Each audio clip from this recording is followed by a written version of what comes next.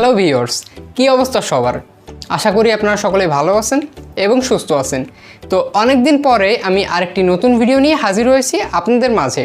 তো আজকের এই ভিডিওটা বেশ ইন্টারেস্টিং একটা ভিডিও হতে চলেছে, কারণ আজকের এই ভিডিওটিতে আমরা কথা বলবো স্যামসংয়ের নতুন রিলিজ হওয়া একটি ফোন নিয়ে। তো ফোনটার মডেল নাম্বার হচ্ছে স্যামসং Z42 Pro, তো যেটা আপডেট ভার্সন হিসাবে এসেছে Z42 এর। তো গাইজ, আপনারা যারা স্যামসং Z42 ফোন সম্পর্কে জেনেছেন তারা ইতিমধ্যে জানেন যে এই ফোনটা ছিল আইফোনের একটি কপি, অর্থাৎ আইফোন 13 Pro Max এর ডিজাইন যেরকম ছিল এই ফোনটার ডিজাইনও কিন্তু হুবহু সেরকমভাবে তৈরি করা হয়েছিল। তো তারই আপডেট ভার্সন হচ্ছে Z42। এখানে ক্যামেরা থেকে শুরু করে ব্যাটারি, প্রসেসর সব দিক থেকে কিছুটা আপডেট করা হয়েছে। তো অবশ্যই আশা করছি আপনাদের এই ফোনটি ভালো লাগবে। তো আজকের এই ভিডিওটিতে আমরা এই ফোনটার কি কনফিগারেশন আর এই ফোনটা কি এই বাজেটে কেনা উচিত কিনা সব বিষয় নিয়ে কথা বলবো। তো চলুন শুরু করা যাক।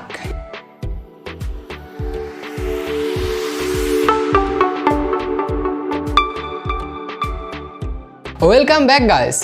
যারা আমার চ্যানেলে নতুন এসেছেন অবশ্যই আমার চ্যানেলটিকে সাবস্ক্রাইব করে রাখবেন, কারণ আমি সবসময় এ ধরনের টেকনিক্যাল ভিডিও সবার আগে দেওয়ার চেষ্টা করি।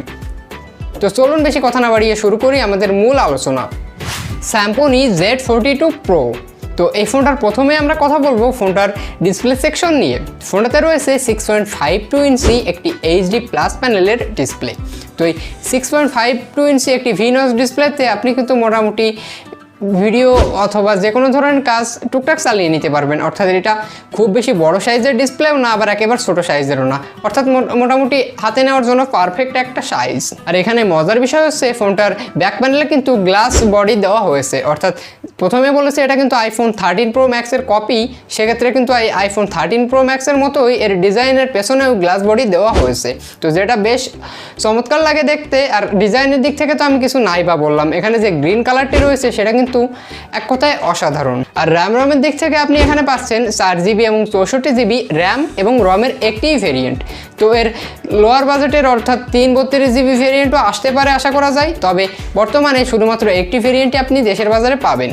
ফোনটার প্রসেসরের দিক থেকে কথা বলতে গেলে ফোনটাতে রয়েছে Helio G25 একটি প্রসেসর, যেটাতে মোটামুটি বেসিক কাজ চালিয়ে নেওয়ার মতোই। অর্থাৎ আপনি টুকটাক যে সকল কাজ আছে আপনি নর্মাল ইউজার হয়ে থাকলে এই প্রসেসর আপনি কাজ চালিয়ে নিতে পারবেন।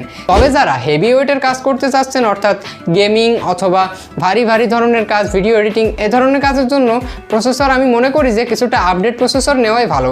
সেক্ষেত্রে এই ফোনটার দিকে না আগানোই ভালো হবে তাদের জন্য, তবে বেসিক কাজের জন্য কোনো ধরনের সমস্যা দেখা দিবে না। আর ফোনটার ক্যামেরা নিয়ে যদি কথা বলি, তো ক্যামেরার দিক থেকে কিন্তু অনেক আপডেট করা হয়েছে Z42 এর তুলনায়। ক্যামেরার দিক থেকে ফোনটাতে রয়েছে 52 মেগাপিক্সেলের ট্রিপল রেয়ার ক্যামেরার সেটআপ, যার প্রাইমারি সেন্সর তো 52 মেগাপিক্সেল। আর এখানে মজার বিষয় হচ্ছে এই 52 মেগাপিক্সেল সেন্সর কিন্তু পোর্ট্রেট সেন্সরের কাজটি খুব ভালোভাবে ক্যাপচার করে। অর্থাৎ এই ফোনটাতে যে DSLR এর যে মোডটা রয়েছে পোর্ট্রেট, সেই মোডটা কিন্তু খুব ভালোভাবে ক্যাপচার করে এই ক্যামেরাতে। আর এখানে সেলফি ক্যামেরাতে রয়েছে 8 মেগাপিক্সেল একটি সেলফি ক্যামেরা। ফোনটার ব্যাটারির দিক থেকে আপনি পাবেন 5000 mAh ব্যাটারি, যেটা অবশ্যই লং টাইম ইউজের জন্য বেটার অপশন হবে। আর বন্ধুরা এখানে চার্জিংয়ের জন্য পাবেন 10 ওয়াটের একটি চার্জার। তো 10 ওয়াটের চার্জার দিয়ে আপনাকে এখানে চার্জ দিতে 2 থেকে 3 ঘন্টা মতো সময় লেগে যাবে। এখানে আমি মনে করি যে 18 ওয়াট দিলে আরেকটু বেটার হতো। তো এই ছিল এই ফোনটার মোটামুটি কনফিগারেশন। এবার আমরা কথা বলতে যাচ্ছি এই ফোনটার প্রাইস কত। বন্ধুরা এই ফোনটা যেহেতু একটি ভেরিয়েন্টই এসেছে আর এটার প্রাইস হচ্ছে 11,990 টাকা। তো 11,990 টাকা এই ফোনটার সব কিছুই মোটামুটি আমার কাছে ভালো লেগেছে, তবে এই ফোনটাতে 18 ওয়াটের চার্জার দেওয়া আরেকটু বেটার অপশান ছিল। তো 2-1 দিনের ভিতরে কিন্তু আপনি বাংলাদেশের সকল শোরুমে এই ফোনটি পেয়ে যাবেন। তো যারা বেসিক ইউজার রয়েছেন তাদের জন্য আমি আশা করবো এই ফোনটা পারফেক্ট হবে। তো আজ এই পর্যন্তই, ফিরে আসবো নতুন কোনো ভিডিও নিয়ে। এতক্ষণ সাথে থাকার জন্য ধন্যবাদ। ভিডিওটি ভালো লাগলে অবশ্যই একটি লাইক দিবেন, আর চ্যানেলে নতুন হলে অবশ্যই আমাদের চ্যানেলটিকে সাবস্ক্রাইব করে রাখবেন। ফিরে আসবো নতুন কোনো ভিডিও নিয়ে। এতক্ষণ সাথে থাকার জন্য ধন্যবাদ। Tata, bye bye.